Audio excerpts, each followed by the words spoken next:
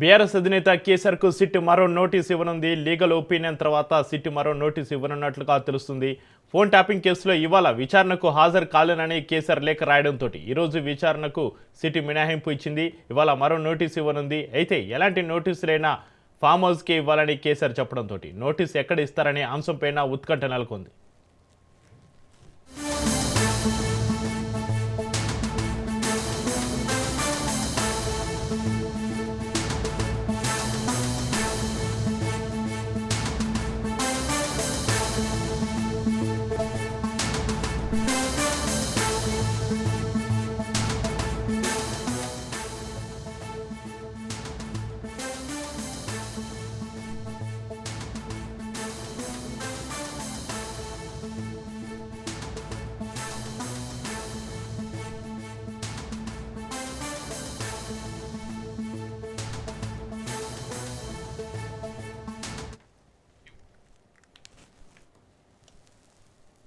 BRS అధినేత కేసీఆర్కు SIT మరో నోటీసు ఇవ్వనుంది. లీగల్ ఒపీనియన్ తర్వాత సిట్ మరో నోటీసు ఇవ్వనున్నట్లుగా తెలుస్తుంది. ఫోన్ ట్యాపింగ్ కేసులో ఇవాళ విచారణకు హాజరు కాలేనని కేసీఆర్ లేఖ రాయడంతో ఈరోజు విచారణకు సిట్ మినహాయింపు ఇచ్చింది. ఇవాళ మరో నోటీసు ఇవ్వనుంది. అయితే ఇలాంటి నోటీసులైనా ఫామ్ హౌస్కే ఇవ్వాలని కేసీఆర్ చెప్పడంతో నోటీసు ఎక్కడ ఇస్తారనే అంశంపైన ఉత్కంఠ నెలకొంది. ఇక ఇదే అంశానికి సంబంధించి మరింత సమాచారాన్ని మా ప్రతినిధి ప్రవీణ్ ఫోన్లో అందిస్తారు. ప్రవీణ్, మొదటి నోటీసుకు కేసీఆర్ తన బిజీ షెడ్యూల్ వల్ల హాజరు కాలేనని తెలిపారు. ఈ నేపథ్యంలో సిట్ అధికారులు రెండో నోటీసు ఎప్పుడు ఇచ్చే అవకాశం ఉంది? ప్రవీణ్, చక్రి మొత్తంగా చూసుకున్న కనుక ఫోన్ ట్యాపింగ్ వ్యవహారంలో కీలక మలుపు తిరిగినట్టుగా తెలంగాణ రాష్ట్ర రాజకీయాలనే మలుపు తిప్పినటువంటి ఫోన్ ట్యాపింగ్ వ్యవహారం ఏదైతే ఉందో, ఫోన్ ట్యాపింగ్ వ్యవహారంలో బీఆర్ఎస్ ముఖ్య నేతలకు ఇప్పటికే నోటీసులు 160 సిఆర్పిసి నోటీసులు ఇచ్చి విచారణ జరిపారు. ఇటు హరీష్ రావుని 7 గంటల పాటు విచారణ చేసిన క్రమం లోపల అదేవిధంగా కేటీఆర్ ను కూడా విచారణ చేశారు. 6 గంటల పాటు విచారణ చేశారు. సంతోష్ రావుకు కూడా 7 గంటల పాటు సుమారుగా విచారణ చేశారు. ఈ నేపథ్యంగా చూసుకుంటే గతంలో ముఖ్యమంత్రిగా పనిచేసినటువంటి గత మాజీ ముఖ్యమంత్రిగా అయితే కేసీఆర్ కు కూడా నోటీసులు ఇచ్చారు. నోటీసులు ఇచ్చిన క్రమం లోపల అయితే ఈ రోజు విచారణకు రావాల్సిందిగా నోటీసులు ఇచ్చారు. మధ్యాహ్నం 3 గంటలకు విచారణకు రావాల్సిందిగా నోటీసులు ఇస్తే అయితే మున్సిపల్ ఎన్నికలు ఉన్న కారణంగా నేను అయితే విచారణకు హాజరు కాలేకపోతున్నాను. అయితే ఎన్నికల సమయం తర్వాత నేను అటెండ్ అవుతాను. అదే విధంగా చూసుకుంటే కనుక అయితే హైదరాబాద్ ఇప్పటి నుంచి నాకు నందినగర్ లో నోటీసులు ఇచ్చారు. నందినగర్ లో కాకుండా ఇప్పటి నుండి ఎర్రవల్లి ఫామ్ హౌస్ లో ఉంటాను కాబట్టి ఎర్రవల్లి ఫామ్ హౌస్ అడ్రస్ కు నోటీసులు పంపించాలి. అదే విధంగా ఇంకో డేట్ చెప్పండి అంటూ కూడా ఎన్నికల తర్వాత వస్తానంటూ కూడా చెప్పడం జరిగింది. అదే విధంగా చూసుకుంటే కనుక దీన్ని అంగీకరిస్తూ సిట్కీలో అంగీకరించిన నేపథ్యంలో ఇటు దీనికి సంబంధించినటువంటి లీగల్ అడ్వైజ్ కూడా తీసుకున్నట్టుగా తెలుస్తుంది. లీగల్ అడ్వైజ్ తీసుకొని ఈ రోజు మరోసారి ఒక తేదీని ప్రకటిస్తూ ఈ రోజు మరోసారి 11 గంటల తర్వాత ఒక నిర్ణయం అయితే తీసుకొని నోటీసులు ఇవ్వబోతున్నట్టుగా తెలుస్తుంది. దీని ప్రకారంగా చూసుకునే కనుక ఇటు బీఆర్ఎస్ నేతలు మొదటి నుంచి చెప్తున్నటువంటి క్రమం లోపల ఇటు ఫోన్ ట్యాపింగ్ వ్యవహారం అనేది మొత్తం ఒక ట్రాక్ గా నడుస్తుంది. ఇది ఒక రాజకీయ కుట్రలు భాగంగానే చేస్తున్నటువంటి ఆ విషయం. ఇప్పుడు ఏదైతే మున్సిపల్ ఎన్నికలు ఉన్నాయో ఆ మున్సిపల్ ఎన్నికల వేళ ఈ విధంగా రాజకీయాల గురించి ప్రజలని దూరం పెట్టేందుకే ఈ విధంగా చేస్తున్నారు, మభ్యపెట్టడానికి ఇది ఒక రాజకీయ కుట్ర అంటూ కూడా చెప్తున్నటువంటి నేపథ్యంలో గతంలో ప్రధానంగా ఉన్నటువంటి ముఖ్యమంత్రి హోదాలో ఉన్నటువంటి క్రమం లోపల ఈ ఒక ఫోన్ ట్యాపింగ్ మొత్తం అధికారులకు ఏ విధంగా ఎవరు ఆదేశాలు జారీ చేశారు, ఎవరు చేయమంటే చేశారు అనే కోణం లోపల ఇప్పటికే నిందితులుగా ఉన్నటువంటి ప్రభాకర్ రావు గాని, ప్రణీత్ రావు గాని, ఇటు భుజంగరావు గాని, తిరుపతన్నని ఇప్పటికే విచారించిన నేపథ్యంలో మెయిన్ గా చూసుకుంటే కనుక అధికారులు ఎవరి ఆదేశాల మేరకు ఈ యొక్క ఫోన్ ట్యాపింగ్ చేయడం జరిగింది అని కూడా చెప్పడం జరిగింది. ఇందులో భాగంగానే ఇప్పటి వరకు చాలా మంది రాజకీయ నాయకులను కూడా ఇటు ఆ ఎంపీలను కానీ కూడా వాళ్ళని సాక్ష్యాలుగా వాళ్ళ స్టేట్మెంట్లు కూడా రికార్డ్ చేశారు. కాబట్టి వాళ్ళ యొక్క స్టేట్మెంట్ల ఆధారంగా కొంతమంది ఇచ్చినటువంటి స్టేట్మెంట్లు ఇటు అధికారులు ఎవరైతే గతంలో పనిచేసినటువంటి అధికారులు ఉన్నారో నిందితుల నుంచి తీసుకున్నటువంటి సాక్ష్యాధారాలను కూడా ముందు పెట్టి ప్రశ్నించబోతున్నట్టుగా తెలుస్తుంది. నిందితులే కాకుండా ఈ దాంట్లో మొత్తం తొలగా కూడా 620 ఫోన్ నెంబర్లు ట్యాపింగ్ గురైనట్టుగా తెలుస్తుంది. కాబట్టి ఇక ఫోన్ ట్యాపింగ్ ఎవరు చేయమన్నారో మెయిన్ గా చేయవలసిన అవసరం ఏముంది అనే కోణం లోపల కూడా ఈ రోజు ఏ విధమైన సిట్ నోటీసులు ఇస్తుంది అయితే ఇటు లీగల్ అడ్వైజ్ కూడా తీసుకుంటున్నారు. కాబట్టి లీగల్ అడ్వైజ్ తీసుకున్న తర్వాత సిట్ మరొక డేట్ అయితే ఈరోజు చెప్తుంది కాబట్టి ఈ యొక్క ఆ నోటీసుల పైన కూడా తీవ్ర ఉత్కంఠ అయితే రేగుతుంది. అయితే అదేవిధంగా అందరికి ఇచ్చిన విధంగానే రైట్. పంజాగుట్టలో నమోదైన కేసు ఏదైతే ఉందో ఆ కేసు ఆధారంగానే 160 ఆర్టీసీ నోటీసులు కేసీఆర్ కి ఇచ్చినట్టుగా తెలుస్తుంది కాబట్టి ఈ రోజు ఇచ్చే నోటీసుల పైన కూడా తీవ్ర ఉత్కంఠ అయితే రేగుతుందన్నట్టు తెలుస్తుంది Chakri. Right, thank you Praveen.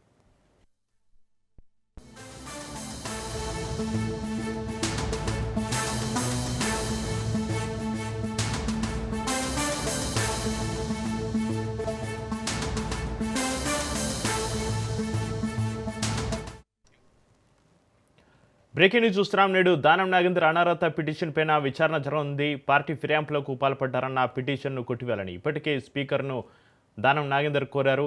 బీఆర్ఎస్కు రాజీనామా చేయలేదని అన్నారు. ఇక స్పీకర్కు ఆధారాలు సమర్పించనున్నారు బీఆర్ఎస్ ఎమ్మెల్యే కౌశిక్ రెడ్డి.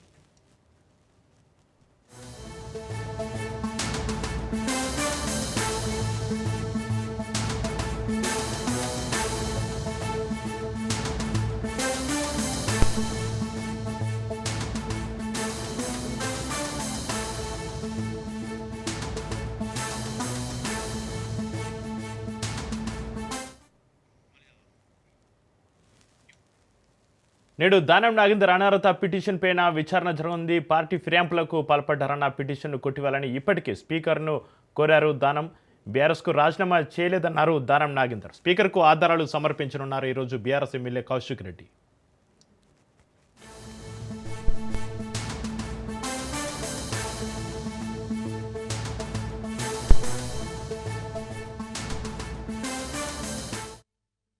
నేడు దానం నాగేందర్ అనర్హత పిటిషన్ పైన విచారణకి సంబంధించి మరింత సమాచారాన్ని మా ప్రతినిధి సునీల్ ఫోన్లైన్లో అందిస్తారు. సునీల్, నేడు విచారణలో పిటిషనర్లు పాడి కౌశిక్ రెడ్డి, మహేశ్వర్ రెడ్డి సమర్పించిన సాక్ష్యాలను స్పీకర్ రికార్డ్ చేసే అవకాశం ఉందా? దానం నాగేందర్ అనర్హత పిటిషన్ పై ఈరోజు స్పీకర్ విచారణకు హాజరు కావాలని కూడా గతంలోనే దానం నాగేందర్ కు అతనిపై పిటిషన్ వేసినటువంటి పాడి కౌశిక్ రెడ్డికి నోటీసులు జారీ చేశారు. ఈ రోజు ఉదయం 11:30 ప్రాంతంలో పాడి కౌశిక్ రెడ్డి వర్సెస్ దానం నాగేందర్ సంబంధించినటువంటి విచారణ అటు స్పీకర్ కార్యాలయంలో కొనసాగుతుంది. మధ్యాహ్నం 12 గంటలకు BJP Maheshwar Reddy versus Danam Nagender versus అడ్వకేట్ల వాదనలు కూడా ఉంటాయి. ఈ రోజు ఇద్దరు అతనిపై వేసినటువంటి పిటిషన్ సంబంధించిన విషయాలపై కూడా ఈరోజు విచారణ కొనసాగుతుంది. వ్యక్తిగతంగా హాజరు కావాలని ఇప్పటికే మాట్లాడుతూ ఇక్కడ కూడా చెప్పలేదంటూ కూడా దానం నాగేందర్ గతంలోనే మీడియాతో మాట్లాడడం జరిగింది. వ్యక్తిగతంగా హాజరు కావాలంటే నేను ఖచ్చితంగా హాజరవుతానని కూడా దానం నాగేందర్ మాట్లాడిన పరిస్థితి. ఈ రోజు విచారణలో క్రాస్ ఎగ్జామినేషన్ దీనిపై దానం నాగేందర్ పై పిటిషన్ వేసినటువంటి ఎవరైతే పాడి కౌశిక్ రెడ్డి ఉన్నారో వారికి సంబంధించినటువంటి ఈ క్రాస్ ఎగ్జామినేషన్ కూడా ఈ రోజు కంప్లీట్ అయ్యే అవకాశం ప్రస్తుతం అయితే దీనికి సంబంధించిన దానిపై మధ్యాహ్నం 12 గంటలకు ఒక విచారణ, మరోవైపు 10:30 ప్రాంతంలో పాడి కౌశిక్ రెడ్డి సంబంధించిన విచారణ కూడా కొనసాగే అవకాశం ఉంది. ఇప్పటికే దానం నాగేందర్ తాను ఇక్కడ కూడా పార్టీ మారలేదు, అదేవిధంగా తాను బీఆర్ఎస్ పార్టీ మారినట్టు ఎక్కడ కూడా తమకు నోటీసులు ఇవ్వలేదు బీఆర్ఎస్ పార్టీ కూడా దానం నాగేందర్ చెప్పారు. కాబట్టి దీనికి సంబంధించిన వాదాలపై స్పీకర్ ఎలాంటి నిర్ణయం తీసుకోవాలని కూడా చూడాల్సి చెప్పవచ్చు. Right, thank you Sunil.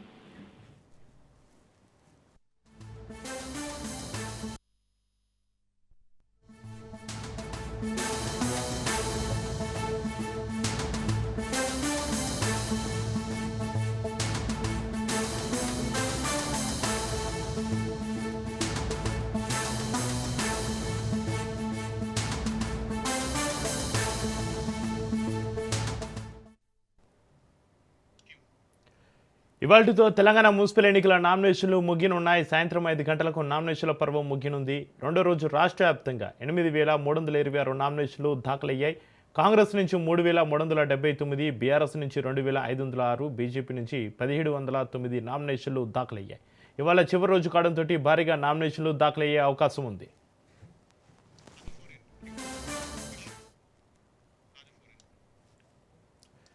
ఇవాళతో తెలంగాణ మున్సిపల్ ఎన్నికల నామినేషన్లు ముగినున్నాయి. సాయంత్రం 5 గంటలకు నామినేషన్ల పర్వం ముగింపుకు సంబంధించి మరింత సమాచారాన్ని మా ప్రతినిధి రాజు ఫోన్లైన్లో అందిస్తారు. రాజు, గుడ్ మార్నింగ్ చక్రి.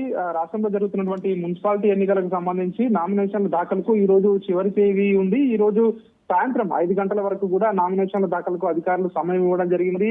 7 మున్సిపల్ కార్పొరేషన్లు 116 మున్సిపాలిటీలకు జరగబోతున్నటువంటి ఈ ఎన్నికలకు సంబంధించి ఈ రోజు నామినేషన్ల దాఖలకు చివరి తేదీ ఉంటుందని చెప్పి ఇప్పటికే ఎన్నికల సంఘం తన షెడ్యూల్ లో వెలువరించడం జరిగింది.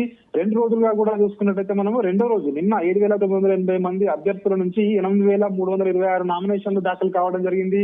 ప్రధానంగా ఇటు అధికార కాంగ్రెస్ పార్టీ అభ్యర్థులు అయితే ఎక్కువగా నామినేషన్లు దాఖలు చేయడం జరిగింది. ఇంకా పలు ప్రధాన పార్టీలు బీఫామ్ లో అందివ్వకపోయినప్పటికీ ఆ పార్టీ నుంచి నామినేషన్లు అయితే పెద్ద ఎత్తున దాఖలు అవుతున్నటువంటి పరిస్థితి కనిపిస్తా ఉంది. ఈ రోజు చివరి రోజు కావడంతో ఈ యొక్క నామినేషన్లు ఎక్కువ సంఖ్యలో వచ్చే అవకాశం ఉంది అని చెప్పేసి అధికారులు భావిస్తా ఉన్నారు. సాయంత్రం 5 గంటల వరకు కూడా ఎవరైతే నామినేషన్లు వేయడానికి ఆయా కార్యాలయాల్లో వచ్చి ఎవరైతే అందుబాటులో ఉంటారో ఆ గేట్ లోపలికి వచ్చిన వాళ్ళందరికీ కూడా నామినేషన్లు ఏ సమయమైనా కూడా తీసుకోవడానికి అధికారులందరూ కూడా అన్ని ఏర్పాట్లు చేశామని చెప్పేసి అధికారులు చెప్తున్న పరిస్థితి కనిపిస్తా ఉంది. చక్రి రైట్, థ్యాంక్ యూ రాజు.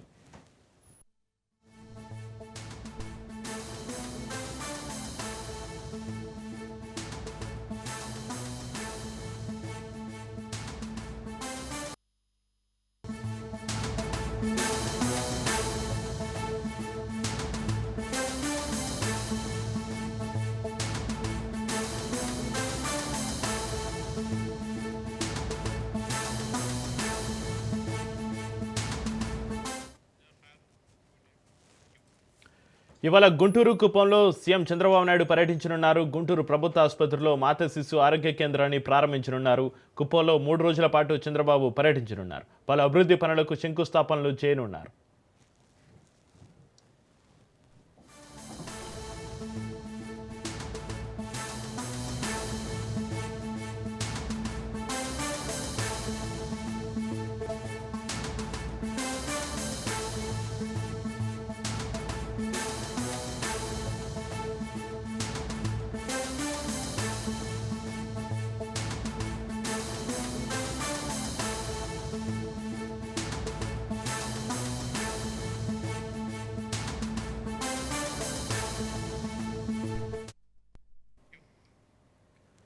ఇవాళ గుంటూరు కుప్పంలో సీఎం చంద్రబాబు నాయుడు పర్యటన ఉంది. గుంటూరు ప్రభుత్వ ఆసుపత్రిలో మాతా శిశు ఆరోగ్య కేంద్రాన్ని ప్రారంభించనున్నారు. కుప్పంలో 3 రోజుల పాటు చంద్రబాబు పర్యటించనున్నారు. పలు అభివృద్ధి పనులకు శంకుస్థాపనలు చేయనున్నారు.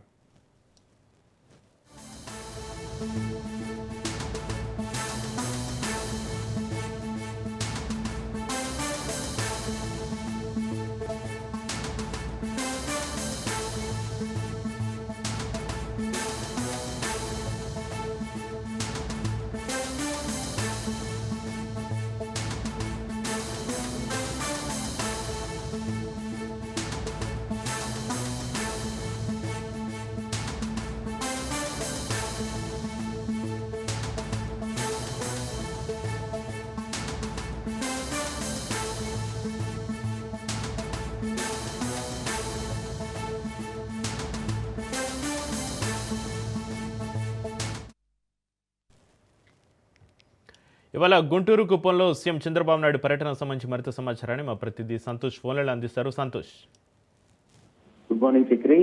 సీఎం చంద్రబాబు నాయుడు ఈ రోజు గుంటూరుతో పాటు కుప్పం నియోజకవర్గాల్లో అయితే కనుక పర్యటించనున్నట్టు కూడా తెలుస్తోంది. ప్రధానంగా ఏదైతే సొంత నియోజకవర్గం అనేటువంటి కుప్పం నియోజకవర్గంలో సీఎం చంద్రబాబు నాయుడు పలు అభివృద్ధి సంక్షేమ కార్యక్రమాల్లో అయితే కనుక పాల్గొంటున్నట్టు కూడా తెలుస్తోంది. దీనికి ముందుగా ఉదయం 11 గంటలకి ఇక గుంటూరులో అయితే కనుక సీఎం చంద్రబాబు నాయుడు కార్యక్రమానికి అయితే కనుక హాజరు కానున్నారు. దీనికి సంబంధించి గుంటూరులో ప్రభుత్వ ఆసుపత్రిలో ఏదైతే మాతా శిశు ఆరోగ్య కేంద్రాన్ని అయితే కనుక ప్రారంభించిన అనంతరం కూడా ఇక తాజాగా కుప్పంలో చేపట్టేటువంటి 3 పర్యటనలు వివిధ సంక్షేమ కార్యక్రమాలకు అయితే కనుక శ్రీకారం చుట్టనున్నట్టు కూడా తెలుస్తా ఉంది. అదేవిధంగా ఈ రోజు మధ్యాహ్నం నుంచి ఆదివారం సాయంత్రం వరకు కూడా సీఎం చంద్రబాబు నాయుడు సొంత నియోజకవర్గంలో అయితే కనుక బస్ చేయనున్నట్టు కూడా తెలుస్తోంది. దీనికి సంబంధించి ఇప్పటికే స్వర్ణ కుప్పంగా అయితే కనుక తయారు చేసేందుకు కూడా కార్యాచరణ రూపొందించినటువంటి నేపథ్యంలోనే ఇక తొలి రోజుల పర్యటనలో భాగంగా 3 కోట్లతో నిర్మించినటువంటి ఆగస్త్య విద్యాచల్ అకాడమీని అయితే కనుక సీఎం చంద్రబాబు నాయుడు ప్రారంభించనున్నారు. అదేవిధంగా 10 కోట్ల వ్యయంతో నిర్మించేటువంటి లెర్నర్స్ అకాడమీ ఫెసిలిటీ నిర్మాణానికి శంకుస్థాపన చేయనున్నారు. ఇలా పలు అభివృద్ధి కార్యక్రమాల్లో అయితే కనుక స్వర్ణ కుప్పం దిశగా అయితే కనుక అడుగులు వేస్తున్నటువంటి సీఎం చంద్రబాబు నాయుడు దీనికి సంబంధించి 3 రోజుల పర్యటనలో భాగంగా అక్కడ ఉన్నటువంటి క్యాడర్ తోటి అదేవిధంగా కార్యకర్తలతో పలువురు నాయకులతో అయితే కనుక సీఎం చంద్రబాబు నాయుడు భేటీ కానున్నట్టు కూడా తెలుస్తోంది. తాజాగా రాయలసీమ అంశాలన్నింటినీ కూడా రాజకీయ అంశాలన్నింటినీ కూడా ప్రస్తావించనున్నట్టు కూడా తెలుస్తోంది. అదేవిధంగా రాబోయే రోజుల్లో ఈ కుప్పంతో పాటు అదేవిధంగా రాయలసీమలో జరిగేటువంటి మున్సిపల్ స్థానిక సంస్థలకు సంబంధించినటువంటి అంశాలపై కూడా నాయకులకి అయితే కనుక దిశానిర్దేశం అనేది చేయనున్నట్టు కూడా తెలుస్తోంది. పూర్తి స్థాయిలో అయితే కనుక రాయలసీమని చేయించేందుకు కూడా సీఎం చంద్రబాబు నాయుడు ప్రణాళికలు సిద్ధం చేస్తున్నట్టు కూడా తెలుస్తోంది. దీనికి సంబంధించి కుప్పంతో పాటు గుంటూరు అభివృద్ధి కార్యక్రమాలకు అయితే కనుక శ్రీకారం చుడుతున్నారు. Right, thank you Santosh.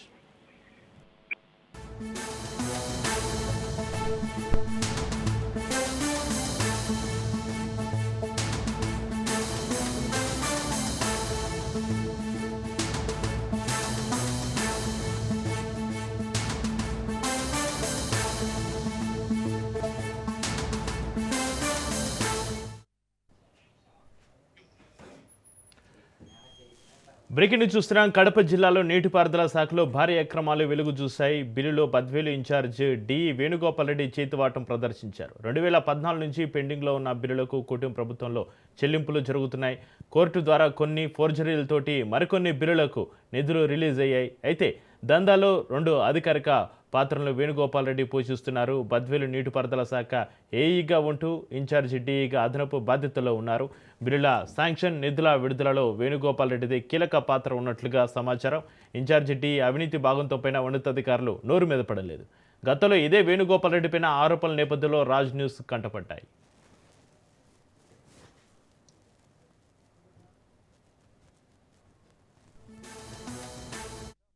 Numbers estimates sanction అయినాయి. 5.43 crores శాంక్షన్ అయినాయి.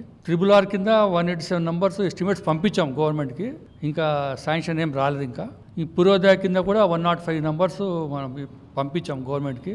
అది కూడా ఇంకా శాంక్షన్ కాలే. ఇంకా ఇప్పుడు ఏమైనా ఉంటే మీరు చెప్తున్నాను కదా, పేమెంట్స్ ఇచ్చేది నేను కాదు, పేమెంట్స్ ఇచ్చేది ఎగ్జిక్యూటివ్ ఇంజనీర్, పాస్ ఆర్డర్ ఇచ్చేది ఆయన అడగండి చెప్తారు. చెప్తున్నా కదా, పేమెంట్స్ పాస్ ఆర్డర్ ఇచ్చేది అంతా ఎగ్జిక్యూటివ్ ఇంజనీర్ వేసేది, బిల్స్ పంపించేది ఆయనే.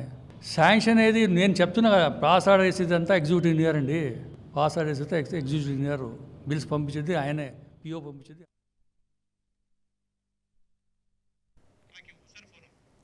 కడప జిల్లాలో నీటిపారుదల శాఖలో భారీ అక్రమాలు, బిల్లులో బద్వేలు ఇన్ఛార్జ్ డి వేణుగోపాల్ రెడ్డి చేతివాటం సంబంధించి మరింత సమాచారాన్ని మా ప్రతినిధి హుస్సేన్ ఫోన్లో అందిస్తారు. హుస్సేన్. Thank you Chakri. ఉమ్మడి కడప జిల్లాలో ఇప్పుడు నీటిపారుదల శాఖలో కొంతమంది అధికారుల తీరు రచ్చరేపుతుంది.